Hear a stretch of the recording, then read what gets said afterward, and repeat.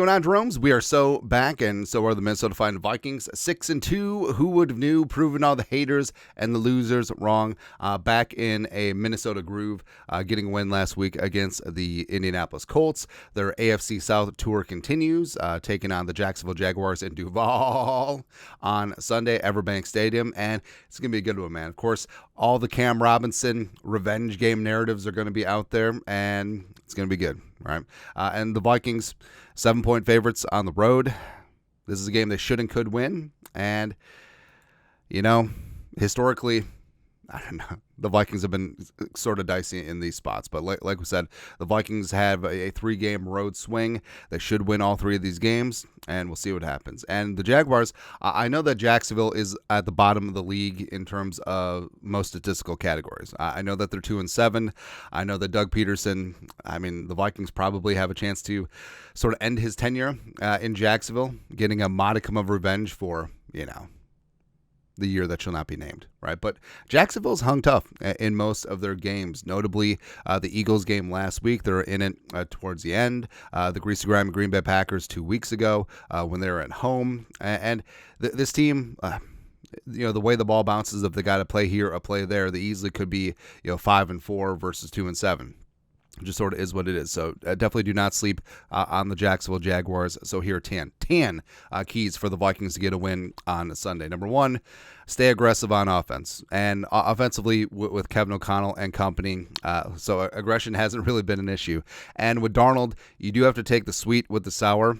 And he'll make some aggressive mistakes. He'll make some dumb mistakes at times, but he'll make some big-time plays as well. And I think that's what the Vikings need to do, because probably the worst possible thing is if the Vikings get out to a quick lead and just try and nurse that thing away.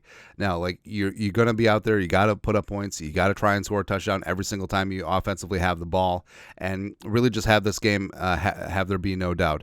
Just running the ball with Aaron Jones, Cam Akers, who's clearly running back 2 now, working that 12 personnel, and Jefferson, Addison deep, Jones, Hockenson, Josh Oliver.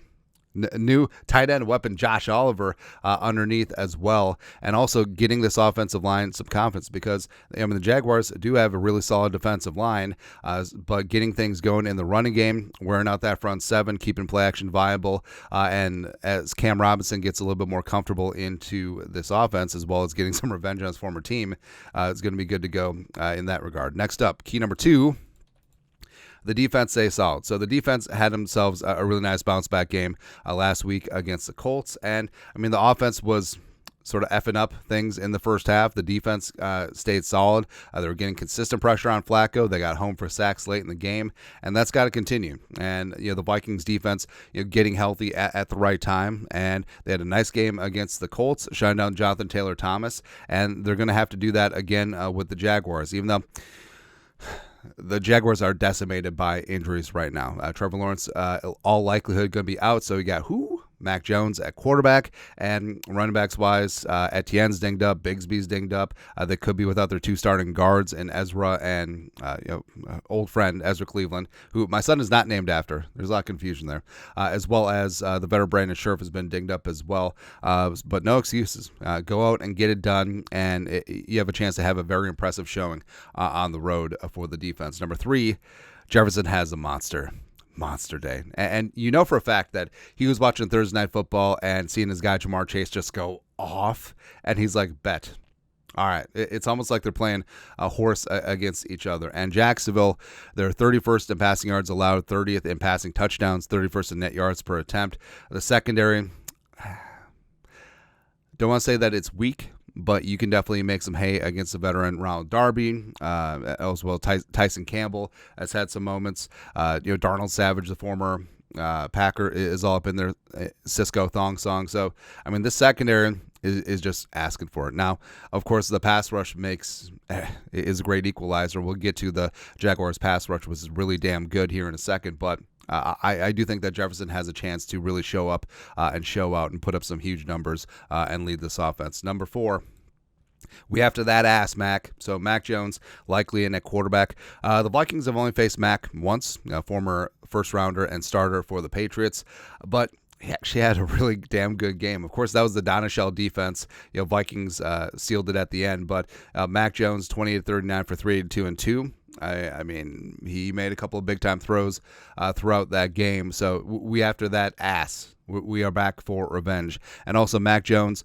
for his career, his quarterback rating dropped 61 points when he's under pressure. Also has 36 career interceptions, 16 career fumbles. So yeah, I think the Vikings defense, I'm looking to win that turnover battle, which they didn't against Colts. It was kind of weird. But I think that taking that ball away from Mac couple 3-4 times is going to make the difference on Sunday. Next up, number 5, blank. Guess not. Hold on. Next up, number 5, make BTJ BMIA. Rookie wide receiver Brian Thomas Jr. is an absolute stud. And even though he's a bit dinged up with that rib injury, like everyone else is banged up too. So he's going to have to step up. And I know that Malik Neighbors gets all of the hype in terms of rookie wide receivers, but the other rookie LSU first-round receiver is really damn good as well. And he's got physicality. He is tough on the outside. He's got speed. He's got everything, man. 35 catches, 595, and 5 touchdowns on 53 targets. And with Christian Kirk out for the season, like, he really is the passing game. Like, he is it. I mean, a little bit of Evan Ingram in there as well. Gabe Davis, even though Davis has been dinged up. So I do think that if the Vikings can shut down 7, oh, thank heaven, I think that this could be a banner day for that Vikings defense. Next up, number 6, living on the edge. So as we said, the Jaguars defense starts and stops with the pass rush. So you have Travon Walker, who's really starting to pan out, and that potential when he came in as a number 1 overall pick out of Georgia, as well as Josh Allen-Tyne, got himself the big contract, got himself a new name, and he really is one of the most underrated edge rushers in the game. I have a ton of respect for him. They combined for 68 pressures and 11.5 sacks this season. Also, guys like the veteran Eric Armstead in that mix as well. So, I mean, it's going to be a big-time day, and the Vikings offense has to step up, because if the Jaguars pass rush can get home, all of a sudden that secondary looks a lot better against Jefferson, Addison, Hockenson, and then all of a sudden this could become a near-run thing. But it's a big-time game for Brian O'Neill, Cam Robinson. Those matchups are going to be huge. I think that you'll see a lot of 12 personnel with Oliver getting a chip on one of the edge rushes consistently. Plus, you do have to watch out for, the Jaguars defense and coaches, they're not dumb. So they will take Eric Armstead. They'll line him right up over Ed Ingram, maybe right in between Ingram and Bradbury as a one-tech shading. And I think that they got to step up, because as nice as that win was against the Colts, the interior offensive line, Brandel did not have a good game. Bradbury and Ed Ingram, maybe not so much. And remember, it really was the offensive line that gave the Colts their only touchdown in the game. That strip sack, which was ridiculous and unacceptable, can't have that. So it's a get-right spot for this offensive line, and they certainly have to do that. Next up, number 7, the replacements on special teams. So you got John Parker Romo in for Will Rackard, as well as long snapper Jake McQuaid in for All-Pro Andrew DePaula. And it's a big ask. Like, a lot of the chemistry between the snap, hold, snap, spot, kick, as well as long snapping to right punting. I mean, that takes a lot of reps. Now, it is sort of nice that Wright and John Parker Romo had some reps in the offseason, but the long snapping is the major question. And McQuaid, it is nice that he does have crossover with some of the coaching staff, but just trying to get that chemistry up quick, they got to have it. Otherwise, Kevin O'Connell has to adjust, whether that's going for 2 more, whether that's being more aggressive on third downs because you're not looking to punt or kick a long field goal. I don't know, but it's something that Kevin O'Connell and Matt Daniels are going to have to work with over the next 4 weeks minimum, where DePaula and Reichert are out. But yeah, hopefully it doesn't come down to special teams. Next up, number 8. The Bash brothers are back together. So Blake Cashman as well as Ivan Pace Jr. are healthy at the same time for the first time in a couple of weeks. And, I mean, this defense, it's pretty cut and dried, where this defense looked like one of the best in the league when Cashman was in there, and then when Cashman was out, a lot of teams were attacking the middle, both with the run as well as the pass. And having Cashman back there, which he looks to be on track for with Pace Jr. for the first time in a while, it's going to be huge. Right? The defense, like everything all starts up front, and the front seven is everything. The pass rush is there, but that right in the middle with Cashman communicating, setting things up, calling stunts in games, being great against the run, being great in coverage, as well as Pace Jr. doing Pace Jr. things. I mean, that's what's really important on Sunday. Next up, number 9. Avoid the trap game, and you have to have a road warrior mentality. And the Vikings, I think it was a good wake-up call in these last couple of weeks where they lost a near-run thing against the Lions. They lost sort of a sleepwalking game against the Rams. They tried to give the game away against the Colts, but they got their ish together in the second half. And now you got 3 straight road games like we mentioned at the top: Jaguars, Titans, and Bears. Oh my. You're going to be favored in all 3 of these games, and it behooves you to come out of November at 9-2. Because you'll try and keep pace with the Lions in the NFC North as well as in the NFC, and rack up and stacking up these wins is going to be important, especially when you have a spate of home games coming up after these 3 road games with 4 out of 5 at home. So you'll be able to do a lot of business there, and the Vikings are in the catbird seat. You have a chance to really run the table the rest of the month and go from there. So it's a big time November. Lastly, number 10. Oh, November to remember? It doesn't matter.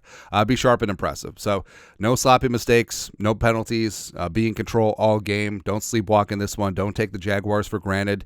Don't play down to their level. I don't want to say that because, I mean, any given Sunday, teams can be tough. And as I point out, like the Jaguars have been in every single game. But don't take them lightly, but have there be no doubt.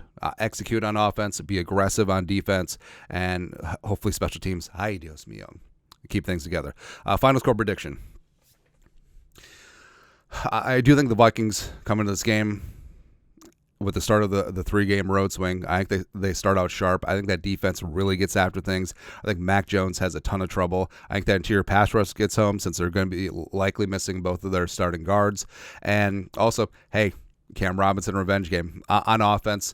I think that they do shut down Walker and Hines on the edge. Brian O'Neill's having himself a phenomenal season. Cam Robinson, of course, practice against these guys every single day. That does cut both ways, but I think that insight is certainly going to help things along the offensive line. I think Darnold's protected. I think they take shots downfield. I think Jefferson carves that ass up, motivated by his guy Jamar Chase's big-time Thursday night game. And I do think that Hockenson gets a little something going. Aaron Jones has some nice runs, but also, Cam Akers, just looks really good as run back too. And I think that they put Mac Jones on the ground 5-6 times. I think they get a couple of turnovers as well. And I think that this game is going to be one-sided and just no doubt. So give me Vikings 36, Jaguars 9, and feeling fine. Moving to 7-2. Who would have knew? First of 3 road games. But that's it. That's at Vikings-Jaguars preview. Let us know your thoughts, our thoughts. Also, what are your keys for a Vikings victory on Sunday? Let us know in the comment section. You guys are the best. It's a beautiful Friday. You know what to do. Skull, production value.